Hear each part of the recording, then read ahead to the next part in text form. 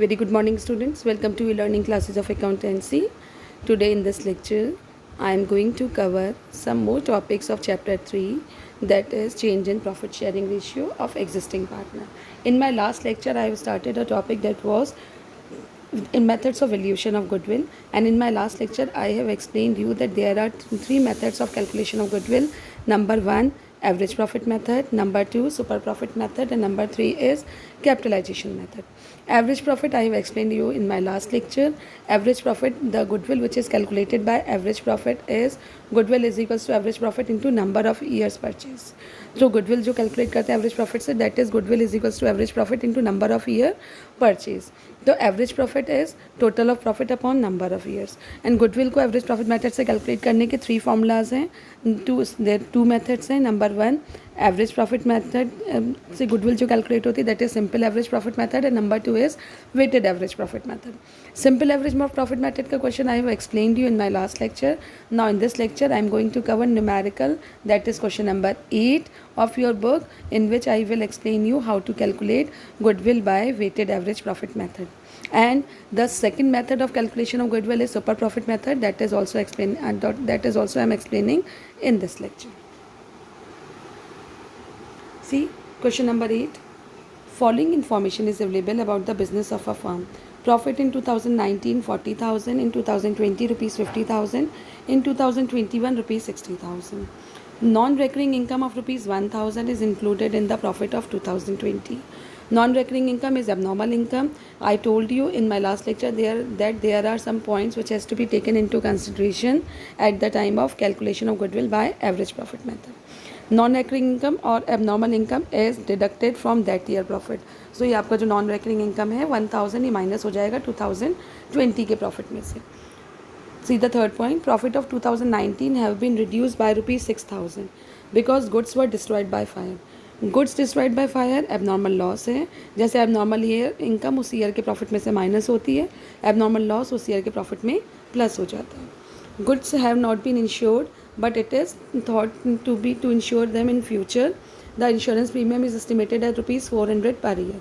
अगर कोई भी एक्सपेंस पर ईयर हो रहा है इट इज़ नॉर्मल एक्सपेंस, और नॉर्मल एक्सपेंस तीनों ईयर्स के प्रॉफिट में से माइनस हो जाएगा. It means insurance premium will be deducted from all 2019, 20 and 21 profit.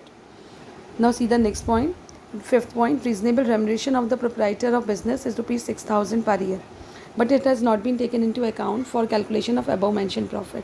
ये भी आपके हर साल हो रहा है तो that is normal expense. Remuneration दे रहे हैं प्रोप्राइटर तो इट इज़ नॉर्मल एक्सपेंस, तो ये तीनों ईयर्स के प्रॉफिट में से माइनस हो जाएगा. नाउ सीधा 6 point, profit of 2021 include rupees 5,000 income on investment. Income on investment is abnormal income.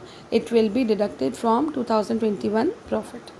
Now goodwill is agreed to be valued at 2 years purchase of weighted average profit of past 3 years. The appropriate weights to be used are 2019 1, 2022 and 2021 3.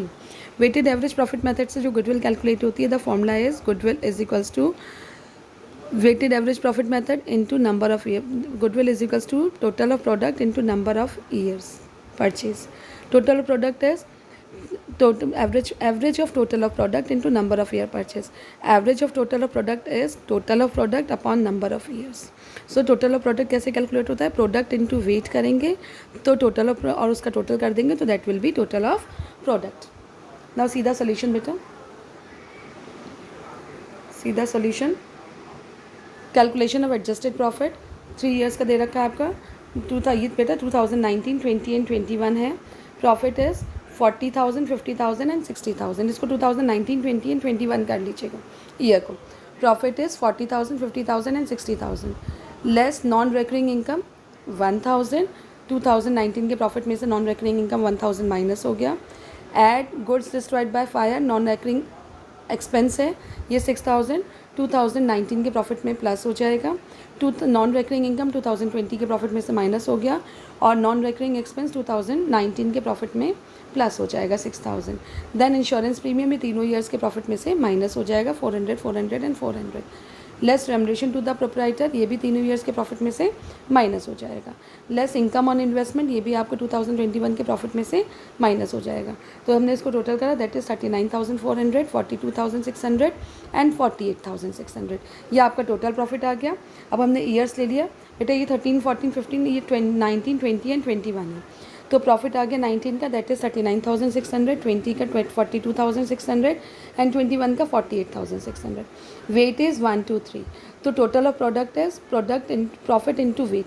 हमने product निकाला पहले, 39,600 into 1 39,600, 42,600 into 2 85,200, 48,600 into 3 1,45,800। Product का total हो गया 2,70,600 और wait का total हो गया 6। तो वेटेड एवरेज प्रॉफिट में हमने डिवाइड कर दिया, टोटल ऑफ प्रोडक्ट 2,70,600 अपॉन 6, तो weighted average profit is 49,100। Goodwill is weighted average profit into number of year purchase, तो 45,100 इंटू 2 दैट इज़ 90,200। तो इसलिए आपका गुडविल कैलकुलेट हो गया और इसमें जो भी आपका नॉन रेकरिंग इनकम है, नॉन रेकरिंग एक्सपेंसेस हैं, that is taken into consideration while calculating the profit of that year.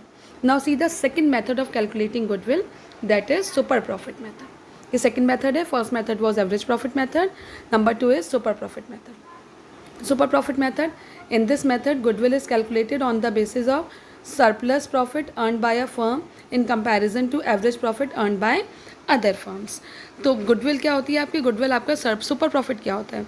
Super profit is the profit which is calculated by deducting normal profit from average profit. ठीक है, तो super profit is equals to actual average profit minus normal profit.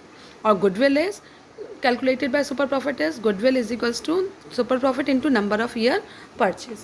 If a business has no anticipated excess earning, it will have no goodwill. और अगर कोई भी super profit नहीं है तो इस मेथड से goodwill calculate नहीं हो पाएगी, it will be 0.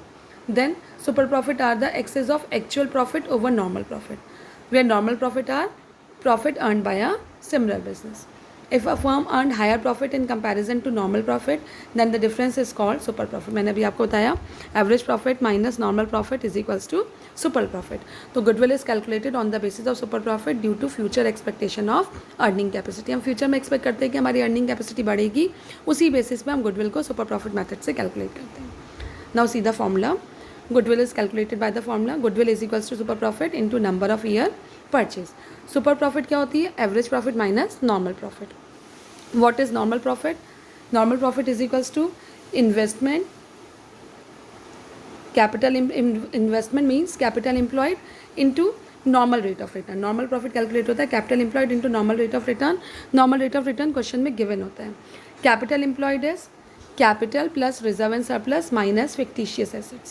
Capital plus reserve and surplus minus fictitious assets of any, तो ये आपका जो है कैपिटल एम्प्लॉयड कैलकुलेट हो जाता है। या इसको हम एसेट साइड अप्रोच से देखेंगे तो capital employed is equals to all assets minus outsiders liability. तो गुडविल सुपर प्रॉफिट मेथड से क्या है formula? Goodwill is equals to super profit into number of year purchase. Super profit क्या है? Actual average profit minus normal profit. Normal profit is equals to capital employed into normal rate of return upon 100। और capital employed क्या है आपका? From the liability side अगर calculate करेंगे तो capital plus reserve and surplus minus fictitious assets if any, और अगर आप उसको एसेट साइड से कैलकुलेट करेंगे तो all assets minus outsider liability, it is capital employed. Now the numericals of super profit method I will explain you in my next lecture. Do all the work in your copy. I hope you will understand. Do the assignments daily so that you can complete your work in time. Thank you beta. Have a nice day.